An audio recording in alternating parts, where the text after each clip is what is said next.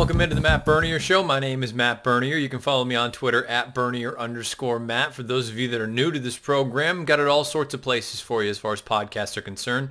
YouTube, SoundCloud, iTunes, video.drf.com, as well as Spotify. If you're over on YouTube, click that subscribe button. Give us a thumbs up. You're over on Apple Podcasts, iTunes, Spotify, however you get your podcasts.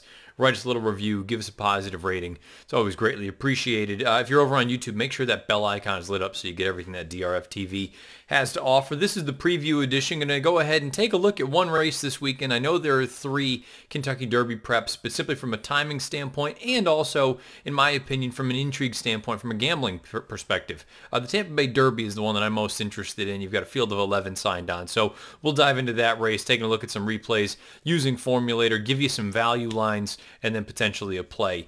Again, those of you that are sort of new to this, you're going to see some things. If you like it, great. If not, you know, it is what it is. But let me know either way.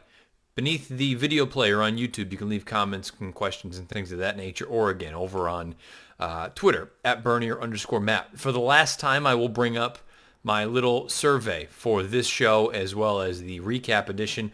If you have not filled it out yet, please do so. tinyurl.com/the Matt Bernier Show. Those of you that already have, thank you so much for doing so. It's been very, very valuable, very helpful. Those of you that haven't, please just do me a solid. This will be the last time I mention it, and that'll be that. So without further ado, let's just roll into it. Let's take a look, deep dive at this year's Tampa Bay Derby. All right, folks, 2019 Tampa Bay Derby, the 11th race at Tampa on Saturday afternoon. I believe this is the DRF Bets race of the day, so you can actually download free Formulator Pass performances for yourself over on the Race of the Day page on DRF.com. You can go through and kind of plug along. Illman and I will do the entire thing over there on video.drf.com or even the Racing Forms YouTube channel.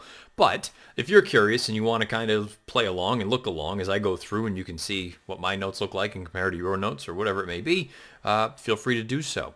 The hole for me with this race, the reason I went with this one over the Gotham and over the Jeff Ruby Stakes, I just think this is one of those races where I'm not sold on some of the shorter prices. Some of the shorter prices I love.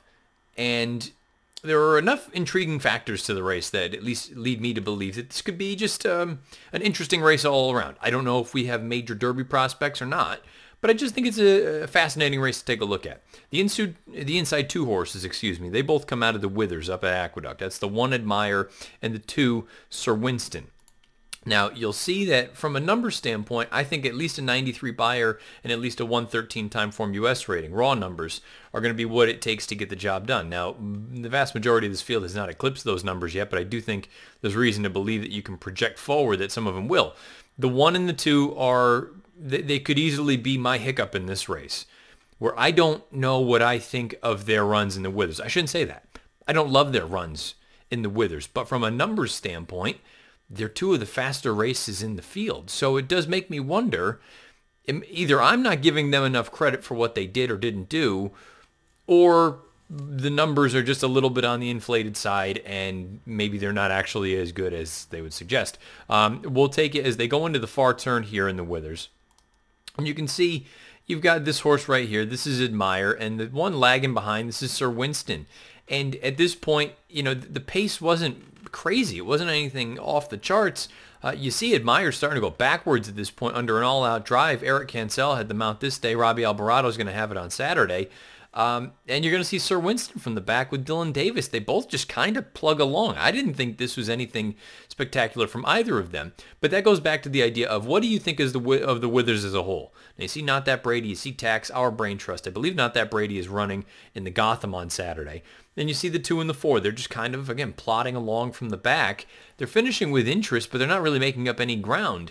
Either this race is so exceptional and it hasn't got the credit that it has deserved, or it's just a little bit of fool's gold. And if it is fool's gold, each of these horses from a numbers standpoint, maybe they're not actually as good as it suggests. I'm against both the 1 and the 2. I made them both 32 to 1. The 3 horse Lord Dragon, I don't have much to say. 99 to 1, maiden winner last time out. Either figure he's too slow on. He's not for me. The number 4 Dream Maker is the horse that I am very, very taken by. I think this horse is potentially something. Now you see down here, he's a full sibling to Dream Dancing. She won the Grade 1 Del Mar Derby as a 3-year-old. I liked this horse when he broke his maiden. I picked him in the hopeful. This was a race up at Saratoga where I was involved with the NBC folks, and we had a list of future bets and future odds, and that was for the Breeders' Cup. And I had said maybe a horse like Dreammaker is one you want to keep an eye on, and then even going forward, maybe as a 3-year-old next year. Well, the hopeful, I thought he got a bit of a passive ride from Julian Leparoux. Whether you agree or disagree, that's your opinion as a handicapper. He came back in this Breeders' Futurity, and he had a terrible start. Things just kind of went wrong from jump, and they put him away. And when he came back, and unfortunately I can't show you this Fairgrounds race, but to me, this was awesome. He never looked like a loser. He's out in the clear. Sure, the pace wasn't too hot, so he was sitting off of moderate fractions, but the way that he went off and won, he was awesome. You see here, I have full of run at the end, visually very strong. You take a look, it makes it even more impressive when you see that he was 8.5 lengths clear of the runner-up. The runner-up came back and broke his maiden with an 87 buyer. Then, if you want to just kind of add to it, the 4th place finisher, who was 11 lengths behind the 3rd place finisher, he came back and graduated with an 81. This race all around looks pretty solid. That non-winners are one other than, and I say they graduated. They didn't graduate. This is something that they ended up coming through the non-winners of ranks. So I'm a little bit mistaken there, and I'm going to need to update that in the Derby guide. But I just think Dreammaker as a whole, I loved everything about this race. And again, it was just very impressive to me from a number standpoint. He's right there, and I think you might be able to get a number on him, a respectable number, a reasonable number. He's not going to be, 6-7 to 1, but he's also unlikely to be 8 to 5. I made him 3 to 1, and I think you might get that price. The number 5 horse, Well Defined, he won the Sam F. Davis most recently, gate to wire fashion. We're going to take a look at that stretch run right now. Really, that's what it boils down to with this horse, is what kind of trip is he going to get? Is he going to be able to get out there like he did this day at Tampa and just wing it on the front end? And he set honest fractions. I'm not going to hold that against him. 3/4 and 11 and 3, a half mile and 47. But as I said when I recapped this race on the recap edition, you can go back and find that in the YouTube archives or on video.drf.com. I just don't think there was much running going on behind him. Kentucky Wildcat, unfortunately, injured. The real question, really, again, it just does boil down to what kind of trip is Well Defined going to get? Now, Timeform US suggests this is going to be a hot pace, and horses are going to be ahead of him early on. If that's the case, I don't like his chances because, again, it's really just difficult to argue. This one, gate to wire, winner. Gate to wire, winner, gate to wire, winner. If he doesn't get the lead, he doesn't win races, to this point anyway. We'll find out if he can, A, show a different gear if needed, but B, is he, I should probably reverse those letters. A, is he going to be the controlling speed because he's the speed nearest the rail? And B, if he is not controlling speed, will he be able to overcome that? Will he be able to come from off of a target and be as effective? I'm dubious at this point. I made him 9 to 1. The 6 is Outshine. Outshine goes out for Todd Pletcher. You can see he's by Malibu Moon. They paid over $600,000 for him. He was very impressive in his career debut. He comes back in the Tremont. Not really all that good. That was as an early 2-year-old, though. That was in early June. Gone for a long, long time. Shows back up at Gulfstream Park. There's another horse that exits that race in the Right Path who is going to be breaking for post position 8. We're going to take a look at that run right now from both of them. You're going to see this horse right here in the white silks, the number 7. That is Outshine, and you're going to see this 8 horse right here in the Colts Neck stable silks, the orange and blue. That is the Right Path. We're going to let the tape run, and you're going to see the Right Path is going to start getting pushed along. What we haven't seen from Johnny V aboard Outshine is early on he needed to push him along to kind of get him into the run a little bit, and you're going to see. Visually, I don't think either of them are brilliant in a spot like this, especially Outshine. But the thing about Outshine, to me, he's much more, he gives off that grindy sort of vibe. That's how he was in his career debut. You see Velasquez is all over him right now. He's going to get the bat out and start hitting him. And ultimately, he's going to finish quite well. But it just, I'm trying to think of a good way of putting it. It's not your standard Pletcher brilliant runner.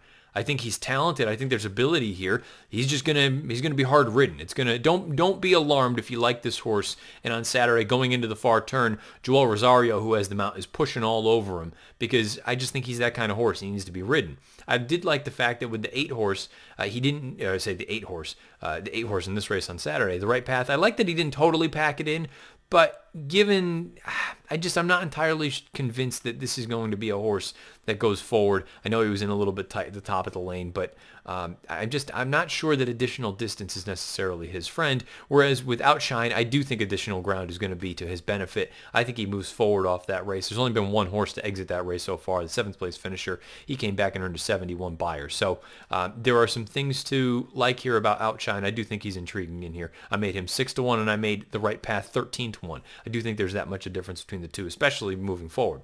Win is arguably the most likely winner of this race. I made him 4-1.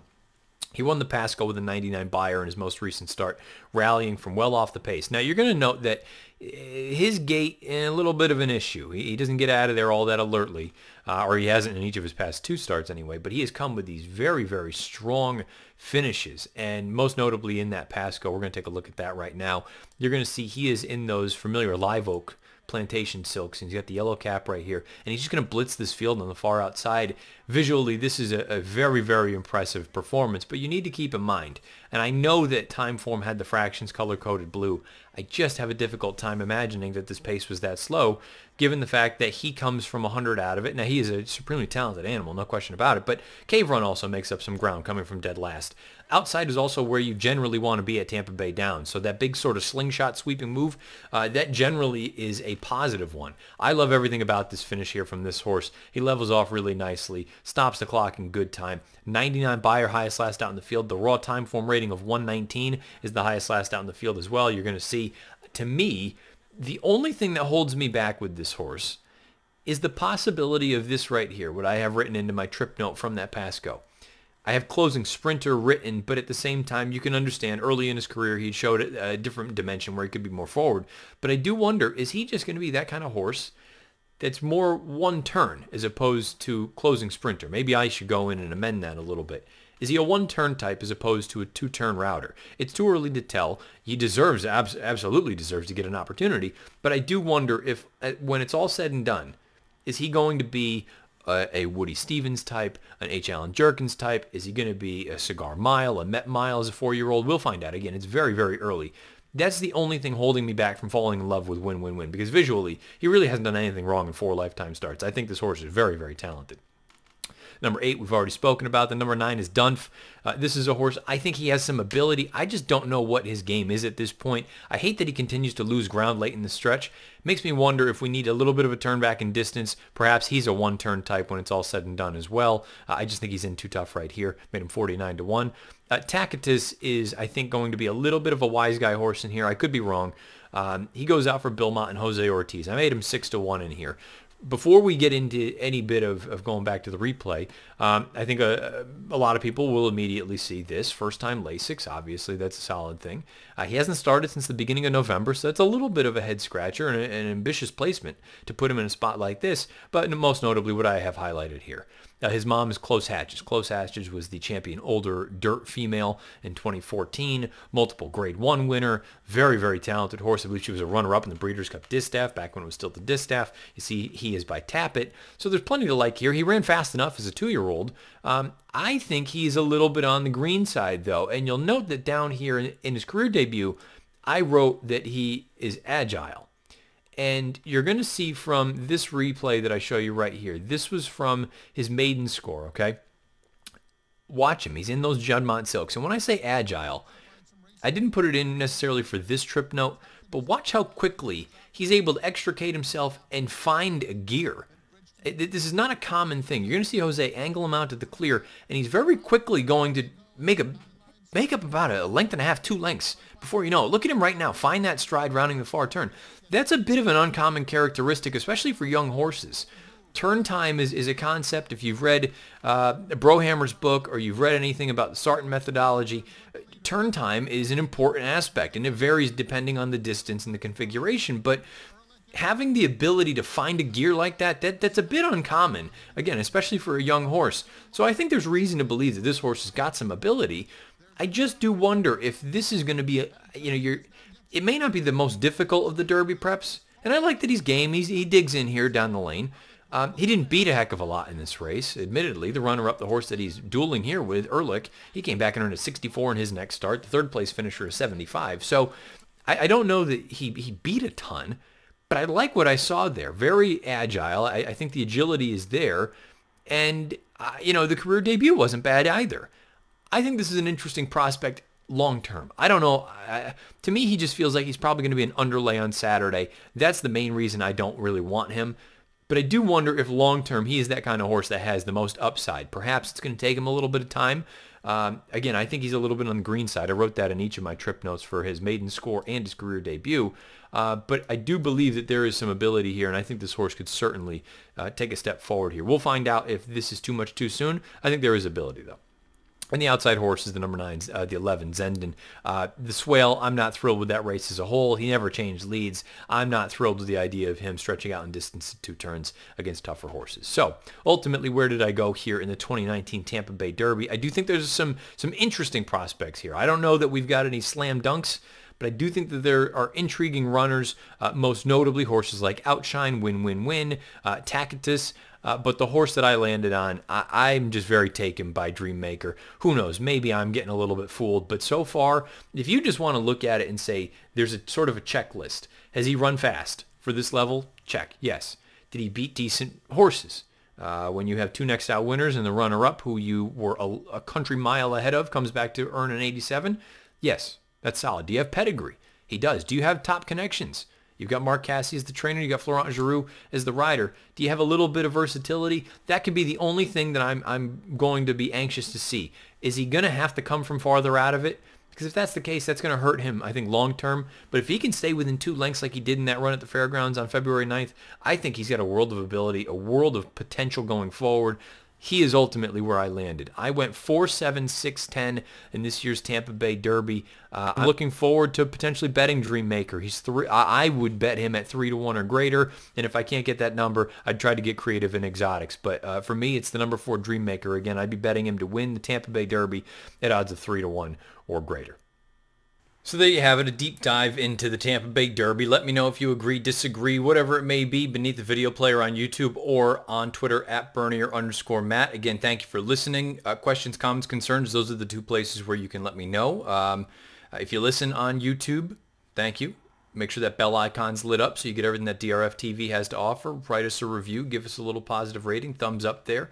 If you're over on Apple Podcasts, iTunes, however you get them, Spotify, subscribe, write us a review, give us a positive rating. It's always greatly appreciated. And again, for the final time, tinyurl.com/The Matt Bernier Show. If you haven't already, just take a quick minute. I'm not kidding you. It's about a minute long. Just give me a little bit of a quick insight as far as what your opinions are with that little survey of mine. tinyurl.com/The Matt Bernier Show. I will be back with the recap edition of the Matt Bernier Show at the beginning of next week. We'll dive into the Derby preps, and we'll also go through some quick hits and some stakes montages and things of that nature. So best of luck this weekend, however you play, whatever you play, wherever you play. This has been the preview edition of the Matt Bernier Show.